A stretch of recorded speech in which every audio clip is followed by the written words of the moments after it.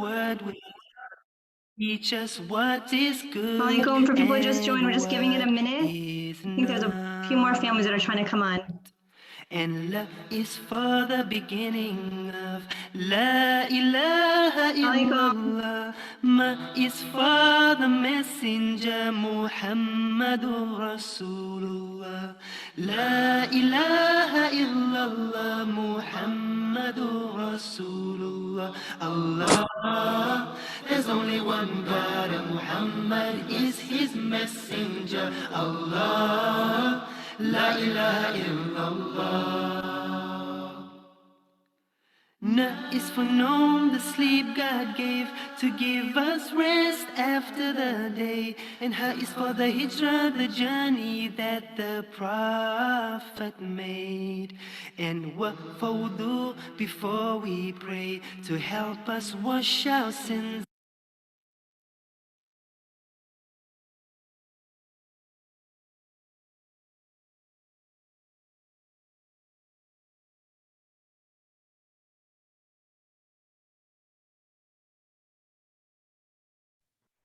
Assalamualaikum, everyone. Can you guys see my screen? Assalamualaikum, Samana. Yes, we can see it. You can? Okay, awesome. And I just realized I was saying salam to everybody on mute for like the longest time. That's a virtual learning. So inshallah, we will get started. This is going to be inshallah a very informal session. This is for parents who are new to the school or parents who are returning to the school who just want to remember what the program was about. So just curious before we get started, if you guys know how to use like the emojis, any parents are returning parents, you guys can either chat it in or you can put like a thumbs up or something on your screen. Just curious how many parents are returning and how many are new. Okay, so a few parents. Okay, and then you can chat it in too if it's hard to do the emoji. And then curious to see the new parents. I'm assuming it's everyone else. Alhamdulillah. Hand raise. Okay, that's really nice. So you guys are in for a very unique discussion on how Sunday school is. So let's get started. So we're going to learn today what makes Y so unique. And then, this is an informal session, so feel free to ask questions in between. You can chat it in. Sister Nasreen is on the chat to answer questions as we go through. So she'll read them out to me. Feel free to chat in, or you can unmute and ask in between. So we'll look at three things today. We're going to look at Y's staff and curriculum. We're going to look at what happens if we have to move to remote just in case, and then we'll leave it open for questions. I know new parents have lots of questions to ask, so make sure to save time for that. So Y's Academy for people who are new is for pre-K to high school. And really our focus is to spend time on building a community for our students, establishing an Islamic identity, and then paying it forward with Sunnah Acts. So we'll kind of break each one of these down as we go through. But before we do anything, we have to meet the staff. So alhamdulillah, we have a wonderful staff. I think some of you know the people who have been teaching here. Some of you might be new to the staff, but such an extraordinary staff, extremely dedicated, passionate people who are always learning and looking to make improvements. I always joke with the staff that they're such gamers, because I always come with crazy ideas to the school. I'll say like, guys, this week we're shutting down the parking lot and turning it into a sports arena. And they're just like, okay, Sister Samana, that's what we're doing. And they do it with enthusiasm and they do it with love. An excellent team. All of them have such great skills. So, they all fall in like one of three buckets. Either they're people who went to school here, they understand the schooling system, their parents themselves, their kids are going to school here, or they're professionals or working professionals who bring that professionalism to the classroom and bring that spirit. So huge kudos to the staff. Inshallah, as you guys start participating more and more school events, you'll get to meet them. Some of them might even be your own friends. It's people, local people from the community.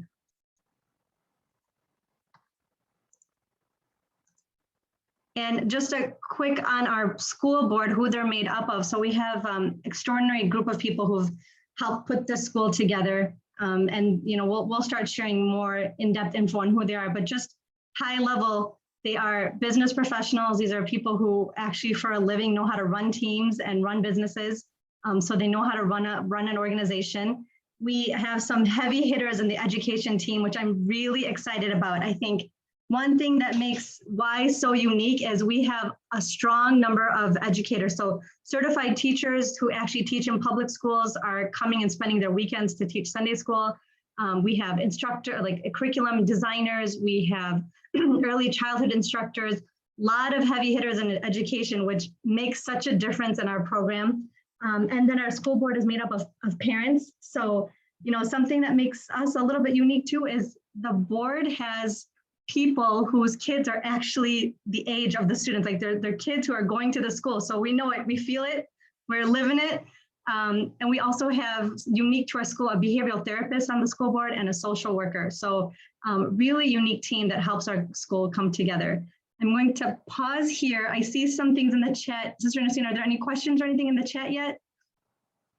Nothing? Okay, I'm going to just take a quick peek really quick. Okay, new fans, okay. So I'll pause here anyways. Is there a question for anybody on the school board and the makeup of the school board or the staff? I'm moving a little quick on this part because I want to spend time on the curriculum, but want to pause for questions.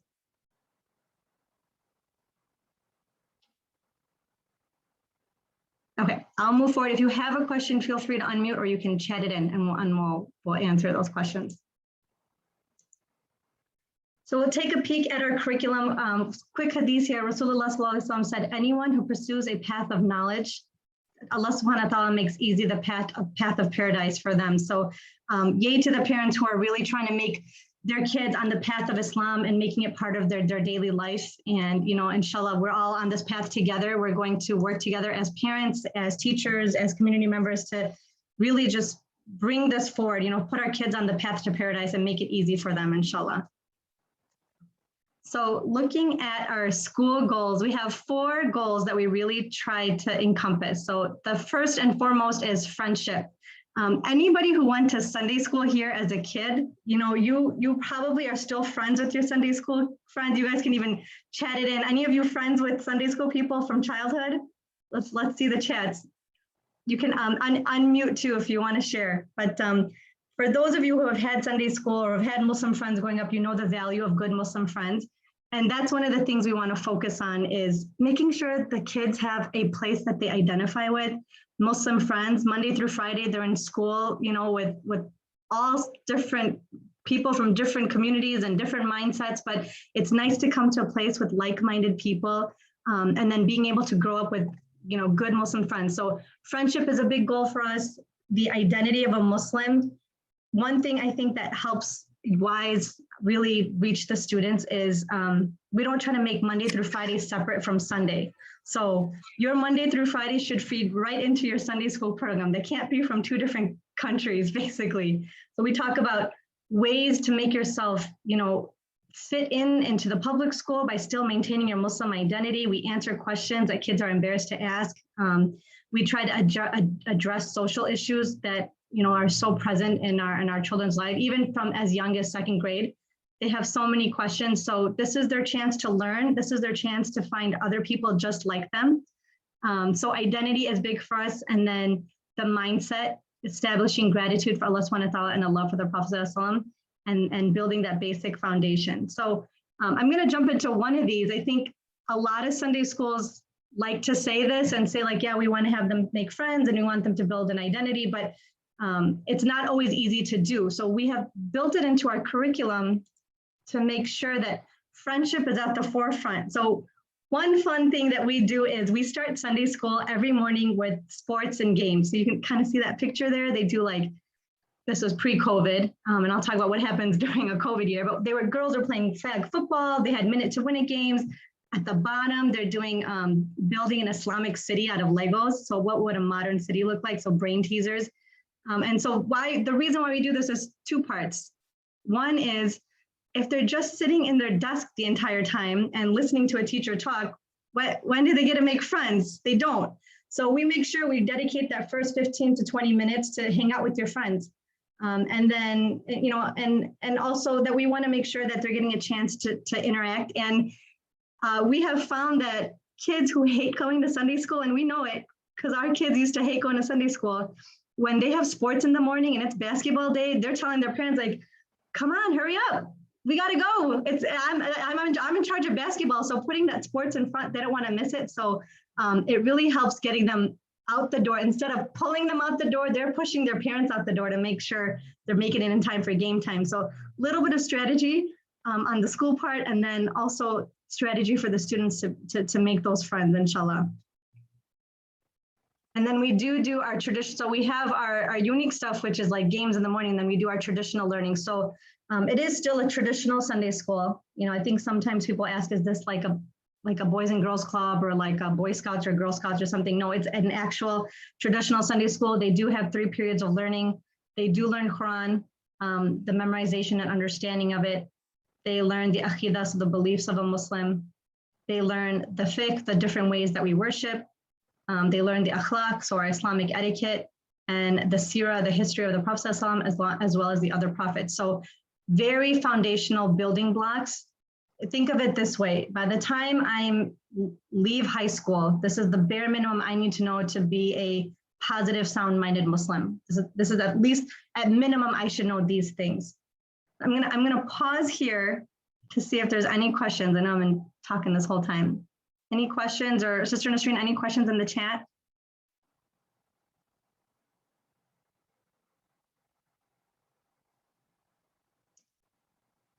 No questions yet? Okay, let's get a pulse of the room. How about an emoji on one of your emojis on how you're feeling so far? Let's pulse the room. You can put it in the chat, or you can set up an emoji. How are we feeling? Thumbs up? Okay, good. I do love thumbs up. I like the one that also has like the party one, and hearts are also great too. Okay, inshallah, I will keep going, and then we'll open it up for question time as well. My favorite part of the school, if it's not sports time, and then the middle part is the actual learning. 3rd period, the kids do a subject called Sunnah in Action. So these are 5 units of learning that the students participate in, and this is a no textbook classroom. This is community service that the kids do every Sunday. So most of the time it's in class. Once in a while we'll take it outside of class, but they have 5 units that they work throughout the school year. So you can see on the bottom, community service, environment, social justice, leadership, and gratitude. And the rationale behind this is the Sunnah of the Prophet ﷺ. He cared about these things. He cared about servicing the community, people who are elderly in our community, people who are weak in our community, people who are needy. He cared about the environment, planting trees, not polluting. He cared about social justice. He showed impeccable leadership and of course, always had gratitude. So we make sure that our students participate and practice these, and it's very practical. They do all the work themselves. So you can see on the pictures over here, they're raking leaves for the neighbors for free. They go and they help out the neighbors and rake leaves. In the center, they went to ICNA Food Pantry. They cleaned out the food pantry. In our diversity class, they learn about Muslims around the world. So Muslims don't just exist in one country or maybe 2, they're all over the world. And they do all the work. So when we're doing canned food drives or backpack drives, they make the flyer, they make the announcements, they're packing the bags, they do all the work. And the goal here is to just plant that seed early in their minds on Muslims help, we give back to the community. And if we, you can teach them in a textbook, oh, Muslims do good community service, or you can have them actually experience it. And then inshallah, when they graduate, when they're in college and beyond, they've already have the tools to know how to do community service. They know what it takes. They've already done it from a young age.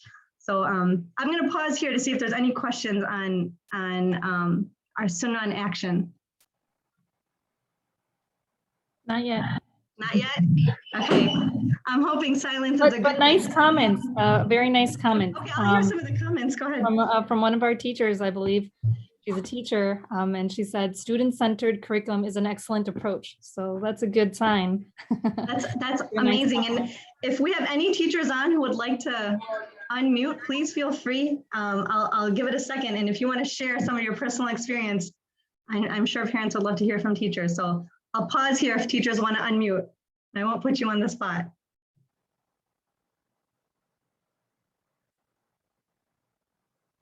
Okay, not yet, but I appreciate the comment. I mean, you can see, the teachers are so dedicated, and I don't know if I can use the word loving, but they really are, even though they weren't required to join, they join every time there's students involved or a school event involved, they join, they show their passion, and I'm grateful for the teachers who have joined today. Okay, so that's what our big older students do. Our little learners also have a ton of fun. So, older students learn through, doing community service projects, and little learners learn through what little learners should do, which is circle time, learning with arts and crafts, and, pretend play and puppets and stories. We have actual certified educators, actual kindergarten teachers who teach in public school who are running the program. If you walk by in our classrooms, you'll see stations, and kids are just moving from one station to the other. So there's a shaving cream station while one kid is working on, Play-Doh, while other students are doing writing activities. They have time to do pretend play, puppet shows, all sorts of different crafts. So, it's a lot for little kids to have to spend 2-3 hours to learn. They have to be engaged the entire time.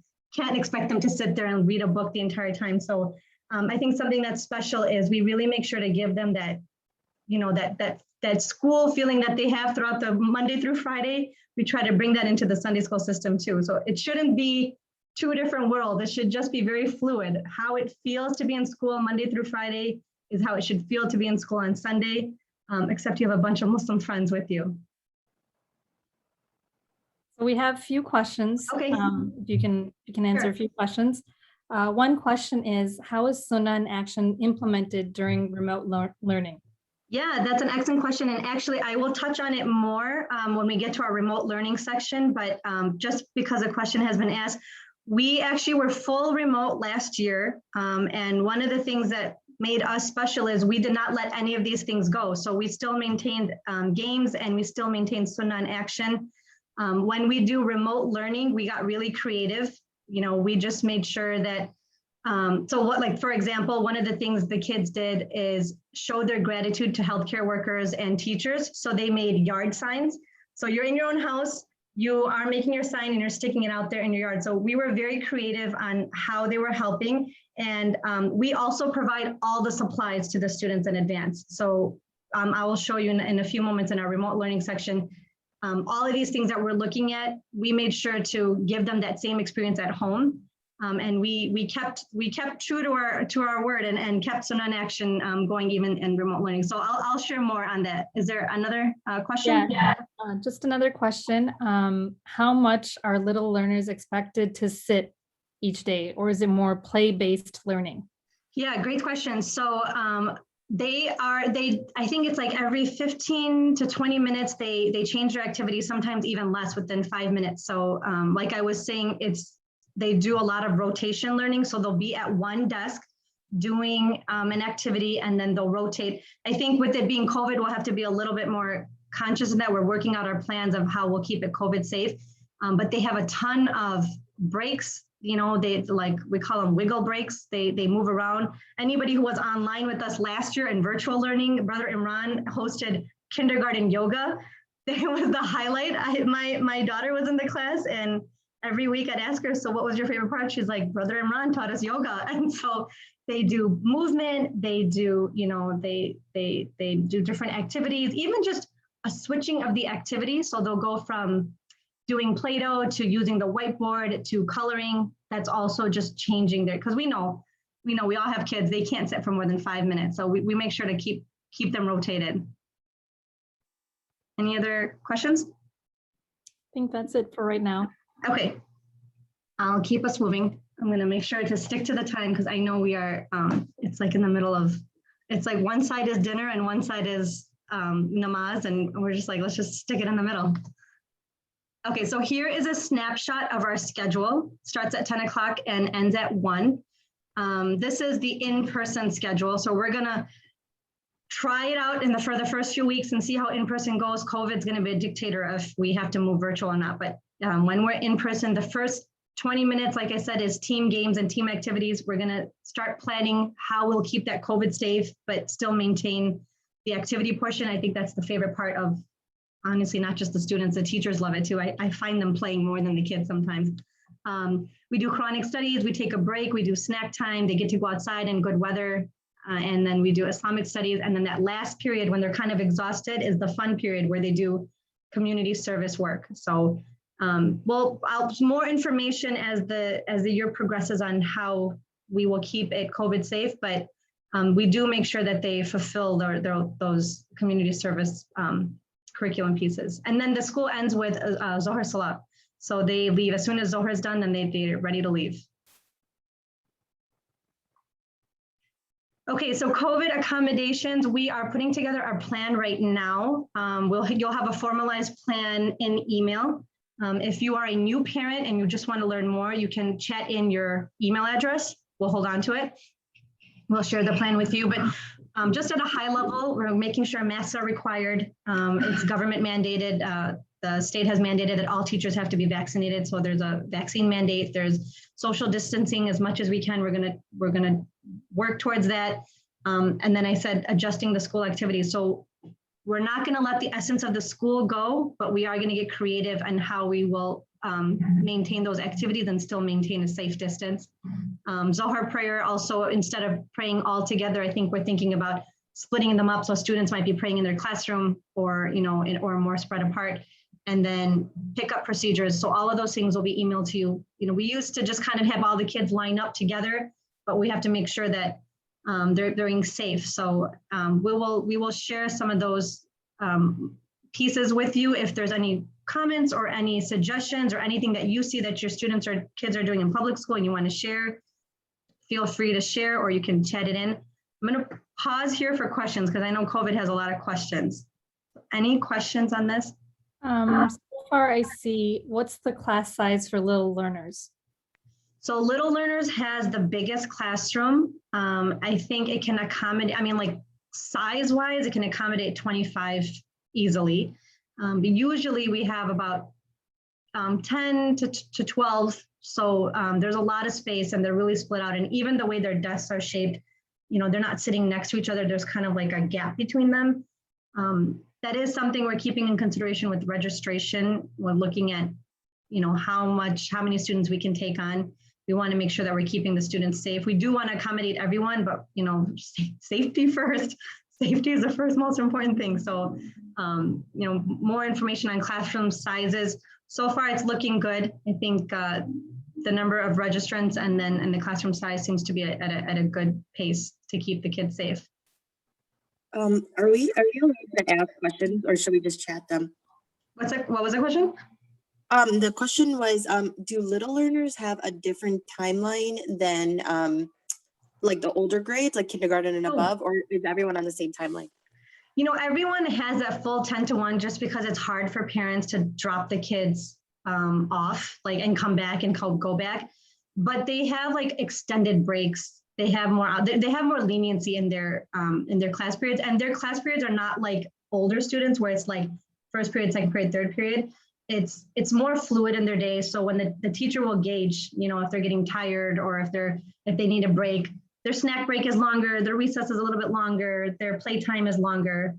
But yeah, we keep them in the same block because it's hard for parents to come drop them off and pick them up. A few more other questions. Has registration already started? And then the same thing for first grade schedule. Is it shorter than the regular or is it the same? Yeah, okay, so registration is officially open as of tonight. And just yeah, yay! So I'm gonna give you guys registration information today. And actually I'll wait to share registration info. I have that at the end. I wanna make sure I'm touching all the pieces, but yes, registration inshallah is open as of tonight. So we'll talk about how to get there. And first grade, we have Miss Nasreen is a first grade teacher, like one of the most loved teachers. So she can jump in and say about her schedule if you want to say something. I can say it for later. I'll say it for later. Okay. They do, just so you know, first grade has the same schedule, but same thing. Miss Nasreen has 4 kids of her own, so she knows a tired group when she sees one. She knows an energetic group when she sees one. So real quick, I'll just say last year was remote, and I had to pretty much be a clown in class, and all my kids were saying, "Mom, we can hear you in our classes," because I was doing anything possible. I'm singing, I'm acting, I'm just trying to keep their attention. And we had a good time, even though we were remote, we had a really good time. So looking forward to if any parents do have first graders coming in, they'll be seeing me. Yeah, you'll be seeing Miss Nasreen, and she comes with her hockey stick, and she comes with, all like her bag of goodies all the time. As do all of our teachers. Are really fun and very engaging. I can't say enough about them, and to say anything is like doing a disservice to how they are. You would experience it from your children. They come back and say like, why can't Sundays? I've heard kids say, why can't we have 2 days of Sunday school? I'm shocked. I'm like, wow. So alhamdulillah, kudos to the teachers. Okay, are there any questions? I'm gonna move us forward.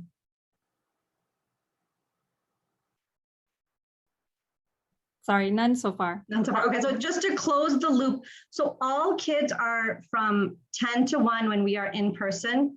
And I'll share our schedule if we have to move virtual, but just to close the loop on that, it is a 10 to 1 schedule, but with flexibility for little kids on how their schedule runs.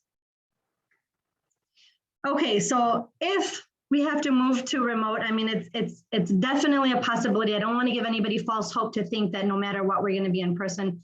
We have a plan B. We are very much ready and considering what we need, we're ready to be virtual because we did it last year, but we are keeping it on our minds. And that's part of the reason why we did a late start is we kind of wanted to see how the public schools shake out and see how the cases, if there's cases that are rising before we, take a chance with our students. So we are not letting this go. If we need to, we will very quickly move to a remote learning model. But that being said, WISE being WISE still carries its, passion for learning and the excitement in the online version. I know it's not the same. I mean, we all can attest to it's not the same, but I'll show you what we end up doing just to make it a little bit more interesting. So if we end up moving remote, we simplify the curriculum, we shorten it, we shorten the time, so they're on the computer a lot shorter.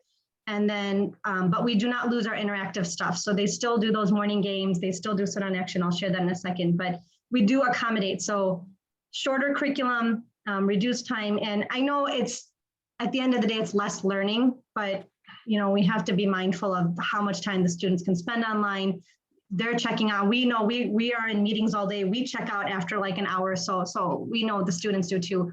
I think that's something to say about the school is it's very student-centric. It's very student-forward. So how does it affect the kids? How does it affect their learning is the most important thing. And then everything else comes after that. Quick question. What are the determining factors of it being remote? Like what are the things that would kind of gear us towards being remote? Yeah, that's a great question. And I'm actually I have a parking lot here of questions that I do want to address. So we follow the guidelines, state guidelines, and then we follow the public school guidelines. So whatever the local public schools are deciding is pretty much how we decide. We are also meeting with a team. I think we have a board meeting scheduled next week to determine our factors. So I don't have an answer yet. I will say we closely follow public school guidelines, and we're going to start making some decisions on how do we determine if it closes or not. And we will keep the parents informed and communicated in advance so you can prepare accordingly. Any other questions?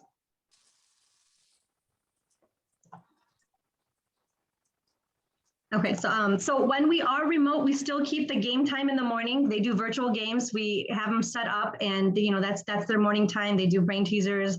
They do scavenger hunts. They do they'll play like Jeopardy or Boggle or whatever we can get their hands on. They're playing morning games. The older students use cool tools like Jamboard and stuff like that to interact. And then the service projects continue. So for example, with it being COVID, we, like the kids would still rake the leaves. They don't have to meet the neighbors, touch the neighbors. They can put a flyer and in the neighbor's house, a request to rake the leaves. They do it with their parents. They bring their own supplies and it's COVID safe. They're not interacting with anybody. So we still keep our community service pieces in line with just with a twist. If anybody is more interested, we can share some of that maybe after the session. But it does still stay. So the learning still stays, the games still stay, the community service still stays, and then we try to keep it as interactive as possible. And for our little learners, we actually send home sensory buckets. So they get sensory learning buckets. We send everything home for them that they need for the whole school year. So they get like craft supplies and learning toys, learning mats. whiteboards, and the same way they would learn in school is the same way they learn at home. We ask the parents just provide a little bit of assistance during craft time, but for the most part, the kids, my daughter was 3 and she was an independent learner, so I didn't have to be in the room. The teachers managed her, and then at craft time, she had a little bit of help. So we do make sure that they stay engaged. And the other plan that we're thinking about, we haven't finalized yet. It's definitely on our minds. I know virtual learning is not everyone's favorite. It's not as effective, we know that, but safety first.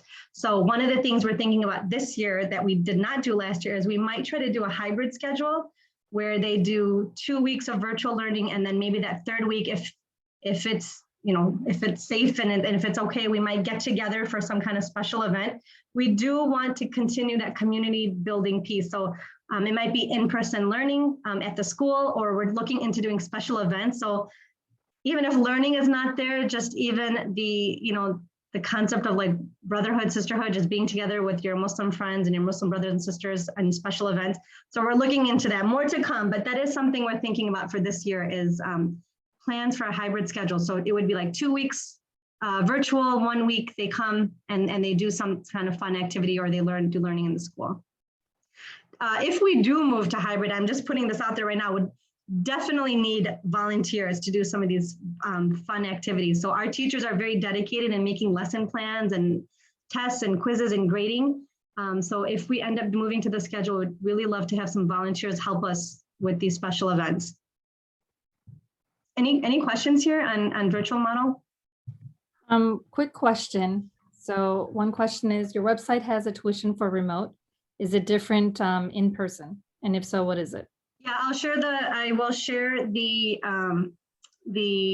tuition. So the tuition is $350 per student for the entire year. And I'm going to share that slide in a moment just to answer that question, but I'll cover in a moment like what all that covers. And then I'll explain how it differs from remote learning.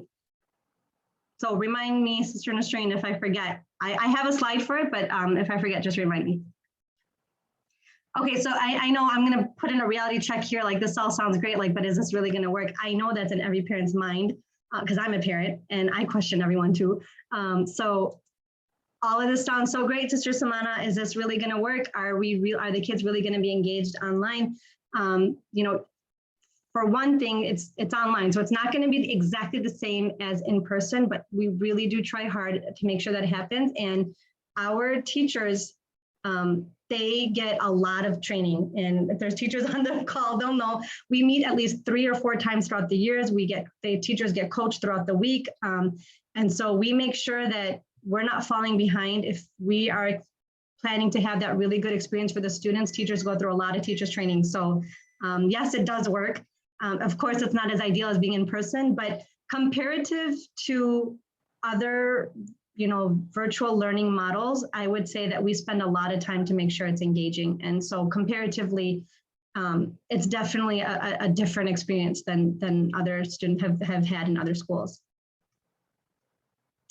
And I know this is a question too, but device time, is it going to be too much? I don't want my kids, if we're remote, then that means public school went to remote and then Sunday school's remote. To which I just wanted to point out really quick was, I understand, I mean, my kids were remote last year too, and I understand it's just too much digital time. Is it really worth it to put my kid on Sunday school and on Sundays on a device also? But my question back to the community is then, like, what's the alternative? Then, like, no Islam for the whole year, no Muslim friends for the whole year, so some learning is better than no learning, I say, even if they walk away with, Islam is such a beautiful religion. Even if you walk away with one nugget, that is something to carry you for a lifetime. So my parents have asked me, what do we think? And that's what I think is the alternative is nothing, then something is better than nothing. So while virtual learning is not as exciting as in-person learning, it's still something that's going into their minds, something going into their hearts, inshallah. Okay, here it is. Drum roll, the registration question. So yes, registration. I'm excited. You're inspired. I hope you're inspired. We're inspired. You can tell by our enthusiasm. We love our school. So if you are inspired, you will need to go on our website. It's thewiseacademy.org, and there is a spot called admissions. And you will it's very easy to follow. There's like a link in there that takes you to the registration page and instructions on how to register. First day of school is October 3rd. And so a few things for registration is, just so we're all clear, is that everyone can register as of today. And then it takes about 5 to 7 days, maybe max up to 10 days to get the full registration process to go through on the back end for the administrative side to like approve you and submit you. I do want to point out that for the first week of registration, we give the priority to parents who are already enrolled in the school and teachers who have children who are going to be part of the school. So they do have the highest priority because they've been part of the school, and then it's a first come, first serve. So I strongly recommend register yourself so you're on that list. So as soon as that week is up, it's open to the public. And so if you're already registered, then you would be like the first ones in, inshallah. And you know, it's like I said, school starts October 3rd. So it's best to start getting yourself registered. You don't want to forget about it. I know we think like I'll do it tomorrow, and then all of a sudden it's October 4th and you're like, I forgot about Sunday school. I'm so guilty of that myself. So do it today while you remember. We're going to be on for like another, after this, we'll be on the emails and stuff like that for an hour. So we'll be checking emails if people have questions. I'll let Sister Nasreen plug our social media because we give information from there too. Can you tell us what do they need to like, tag, share? So we're predominantly mostly on Instagram. We're on Facebook too, but I feel like it's so much easier to reach parents through Instagram. And every week we try to collect pictures and like what's happening during the week in different classes. I'll ask teachers to send me pictures. So we try to be as engaging as we can through our social media platforms.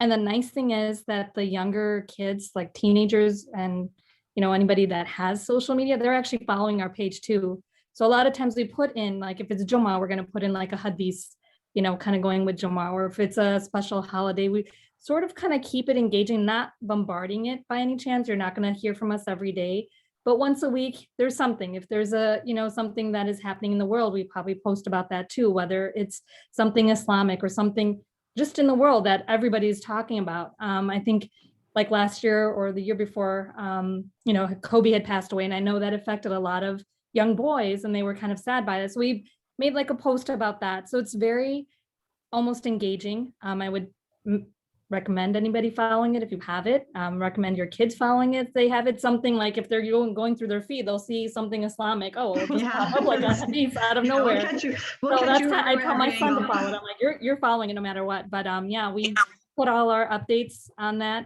more so than our website, because I know sometimes people lose track about our website. But you know, if there's an event coming up, we'll always post about it. So yeah, like us, follow us. That's my Okay, that's our social media plug. So if you want to register, that's our website is up there. There was a question about tuition. Let me actually, I think I have one here. So cost is $350 per child. That's for the entire school year. And that includes your books, the supplies. So those kits, like the buckets of supplies, all of that stuff is included. If we end up switching to remote, the online tools are included in there. All of our school events are included in there. So when we're in person, we do like bigger events. So everything's included in that $350 plus their snacks. If they're in person, they'll have their snack time too. And then there's a 5% discount for each subsequent child. We did last year have a reduced rate for virtual learning because we had shortened everything. Like we didn't have snacks and we shortened everything. If we move to virtual model, we talked about it this year, we're going to just keep the $350 as is for this year because we are going to start in person. And if we move to a virtual model, we're going to try to do that hybrid plan. So there'll be events, school events, and all those things. So because of that, you know, we're going to need to keep our tuition at the $350 rate. And really, it's just, it pays for all of the kids' things, their books, their supplies, and everything. The teachers don't get anything out of it. The staff doesn't get anything out of it. It just 100% goes back into the students and the school. And it's for the whole year. It's not a monthly cost. It's a one-time fee for the entire year. I have a quick question. Can I just ask that real quick? Yeah. Not sure if it was asked before, but is there a focus on Arabic or Quran? And for either, is there with teachers who are certified to teach it? Yeah, great question. So our student body is a very broad learning spectrum. So some are very new to Quran, some kids are very experienced with Quran, but for the most part, most kids kind of land in the middle somewhere where they kind of read, they read a little bit of Quran. They might do weekly reading, but it's kind of a broad spectrum. So we try to cater to the broader spectrum, and also given our time. So we focus on memorization and understanding the meaning. We do not focus on reading Arabic or very strong on tajweed. It's just because with the amount of time, it's almost impossible to teach tajweed, 30 minutes once a week in one period. It's very difficult. But what we do recommend is we tell parents to hire a online Quran teacher who's with your kids Monday through Friday, teaching them 20 minutes a day of reading. They should be reading every day for 20 minutes, with the teacher, or if a parent knows how. And they should really be getting that pronunciation from their daily teacher. Sunday school is a time for them to learn about the surahs, the things that apply to their life. So how do I pray? Okay, I have to read these surahs. What do these surahs mean when I'm praying? So my mind is not just blank. Like, that's what we're focusing on. So your daily teacher is not thinking of those things. Your daily teacher is doing, when I say daily teacher, I mean somebody that you hire on your own. They're focusing on pronunciation. They're not thinking about everything else. And then we fill in the gap on the other side of, let's make it practical. You have to pray, you have to live life, and you have to rely on the Quran and its messages. So where can the Quran help me in my life? So to answer your question, we do memorization and basic understanding of the meaning, but we do not do Arabic or much tajweed. We do have some Quran teachers who are much more experienced than others. And the ones who are certified will, of course, try to teach with really good pronunciation. And then for the practice, for the general practice, it should be weekly with a certified Quran teacher is my recommendation. Okay, any? A few questions. So do you have any online Quran lessons that you recommend? And then another question is, so for the surahs, you have the students memorize, are they being taught by teachers that know tajweed? Our kids have daily Quran teachers, but we don't want our kids to be confused with pronunciation differences.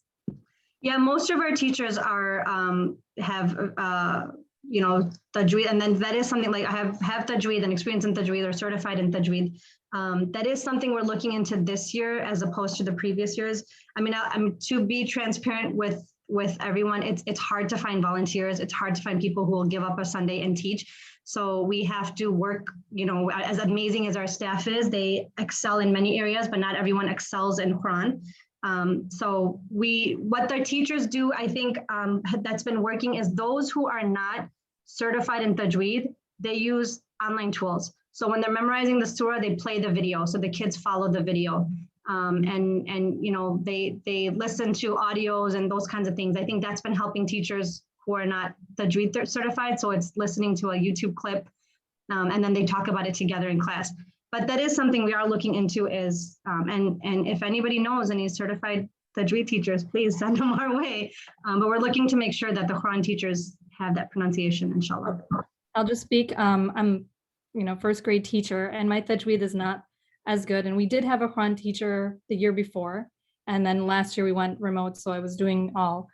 So like Samana said, that I did use online aids for tajweed part, but my main focus was that they would memorize an ayah a week, but we would really discuss what that ayah meant. What did that meant in their terms? Like, how can they explain it? So by the end of the memorization of the surah, I had the kids come and tell me, what did that mean in their own words? And I was amazed on how they memorized what it meant. And if we're memorizing Surah Fil, what was the story behind Surah Fil? What was the moral? What was the lesson that they learned? So it's more or less memorizing the surah, yes, but kind of what it means when they like understanding the surah. I guess Yeah, is what I'm saying. applying in your daily life. Yeah, agreed. Okay, any other questions? Anything in the chat?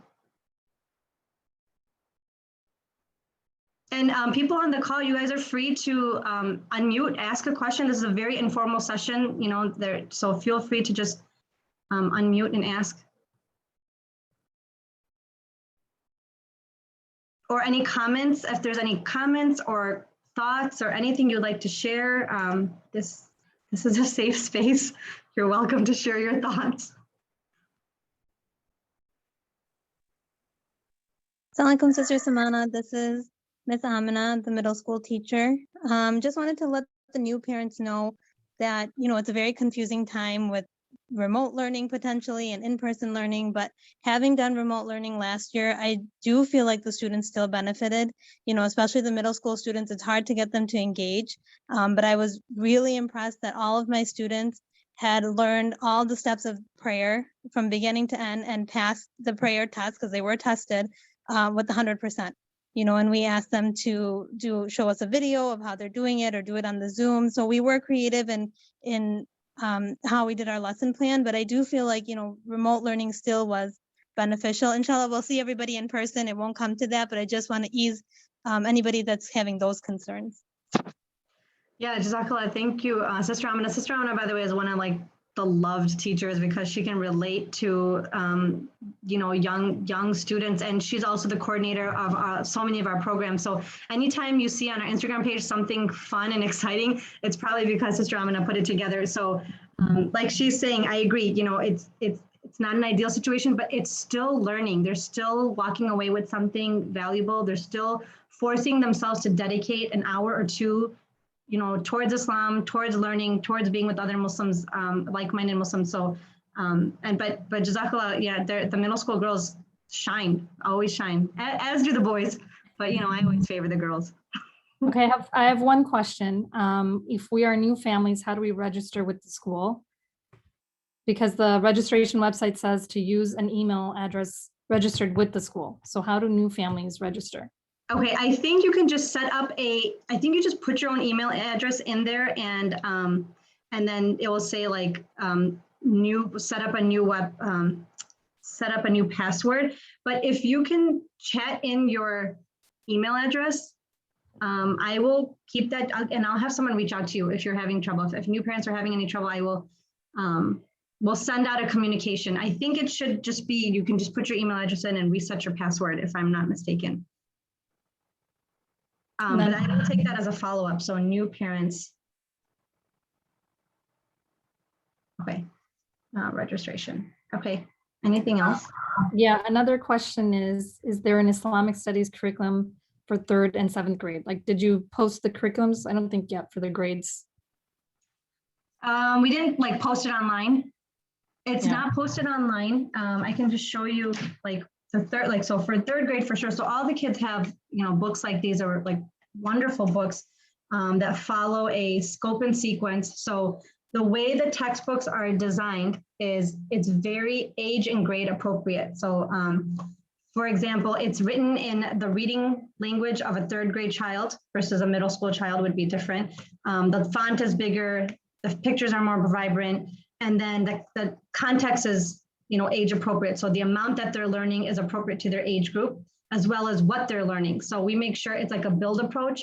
So what you learn in 2nd grade builds on to 3rd grade. What middle school concepts stay in middle school, they wouldn't be trickled down into a younger grade, and then vice versa, you wouldn't be learning very small young curriculum in older grades. So these are the books we follow. They're called, you can even look at them online, they're called Iqra Wise. They're wonderful books. The illustrations on these books are some of my favorite. And every lesson has, let me see if I can share some of these pictures. Every lesson has a story at the end. So it's a hadith to start, and then the lesson, what you're learning, and then a story at the end that relates to that lesson. So if you are interested in looking at this more, they're called Iqra Wise books. You can see kind of the table of contents for 3rd grade, but it basically follows 5 units.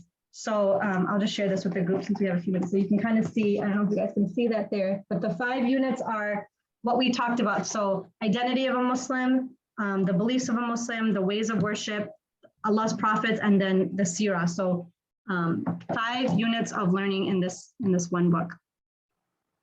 Middle school curriculum, I think Sister Amina, if you're still on, you can kind of talk on it a little bit. Yeah, we also have, the actual textbooks, and then a lot of the middle school curriculum too is based on the class for that year and just kind of gauging and seeing what are the needs that they have. You know, they're going to be going into high school and we need to know, like, if you even know Surah Fatiha, and if you don't, that's okay. That's where we're going to start. That's why this past year we did prayer was a big thing that we focused on. A lot of the girls didn't know, you know, the basic things, and that's okay. And we want them to know that it's perfectly okay to be 13, 14 and not know it. And that's why you're in school, you know, so we kind of gauge based on the needs in addition to the actual textbook. Yeah, that's a good point too, is that, you know, we really try to follow a no judgment process here because we're all learning. As I tell my kids all the time, we're learning, you're learning, she's learning. Better to learn it at 13. You know, some of us are like in our 30s and 40s and still learning. I'm still learning so much. So there's a no judgment process. Everyone's level is so unique to themselves. And the most important thing is to have that niyyah to learn, to try. And then inshallah, you know, we'll get there. So learning one thing, as long as you move forward, learn one thing that you didn't know from the previous year, you are successful, inshallah. Any other questions? I want to be mindful of everyone's time. You know, this is a busy time for everyone. Any other questions? Yes, I think one. How do you cater to the middle school girls who already know the basics? I only ask because the girls have been bored and of course, no judgment. So what we did the last year was we had every student make their own goals. You know, so obviously the students that were more advanced and they did know everything, their goals were different. Their goals for memorization were different. You know, even the things that they wanted to learn were different. And then because we were remote, I was able to meet with them in like a breakout room and individually go over their goals with them. You know, similarly, when we were in person, we would kind of go to a separate space in the school and then share, you know, whatever their goals were and kind of go on that. As far as the textbook goes, generally with the textbook, everybody's okay. You know, they're not too bored, and that's part of the WISE curriculum is kind of make it a little bit fun. As far as those lessons go, you know, the fiqh and those kind of things, everybody's learning that at the same pace.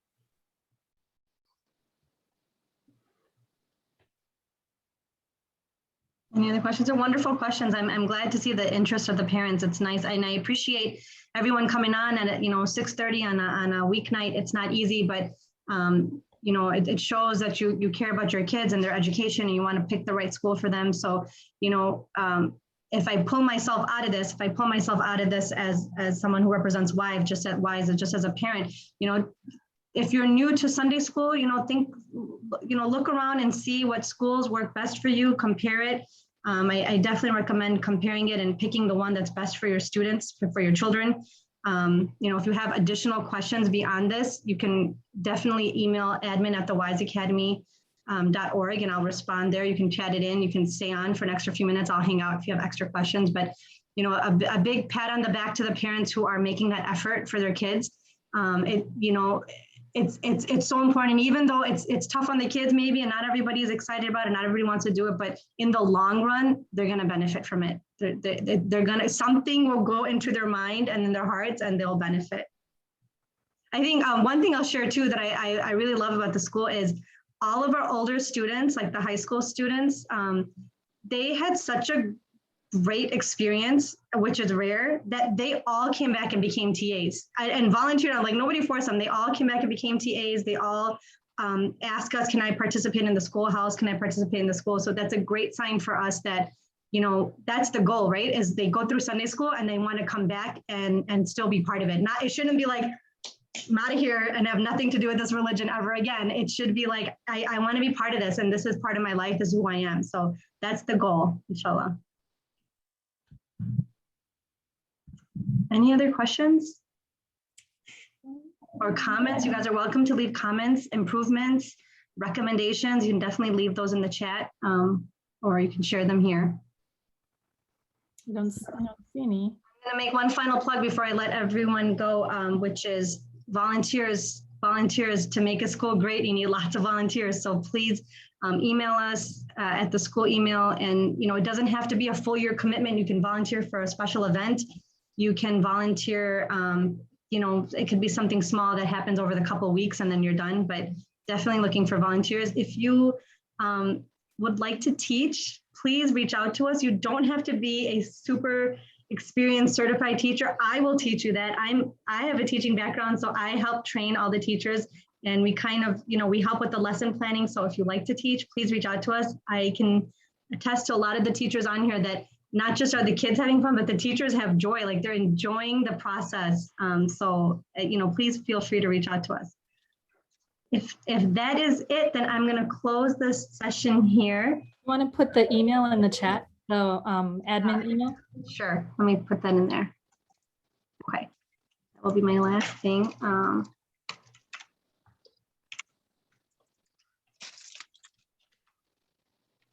Are there any brothers on this chat who would be open to giving a closing dua, or anybody, even sisters, would be open to giving a closing dua?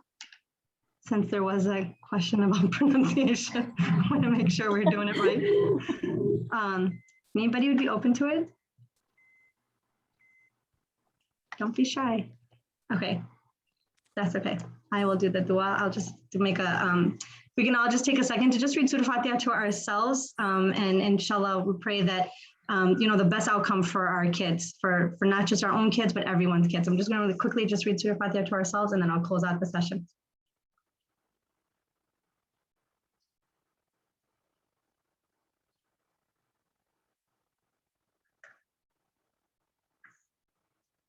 Okay, Jazakallah khair. I will hang out here for like a couple minutes if someone wants to stay on for a question, but everyone else, you are free to go. Class dismissed. Jazakallah khair for coming on. I appreciate the questions too. Assalamu alaikum. Assalamu alaikum. And feel free to email the email address. We'll be checking that right now too, so we can answer your questions. Assalamu alaikum. If anybody hanging out, they have a question, feel free. It's just the 5 of us. Assalamu alaikum, Asra. Hey, And I see Zenith too, and I see Asha. actually, Simona, I had a quick question. Yeah. I kind of jumped on a little late. Okay. What age does the little learner start at? Little learner starts at pre-K, so that is 3 years old, assuming they're potty trained. Okay, Yeah. awesome.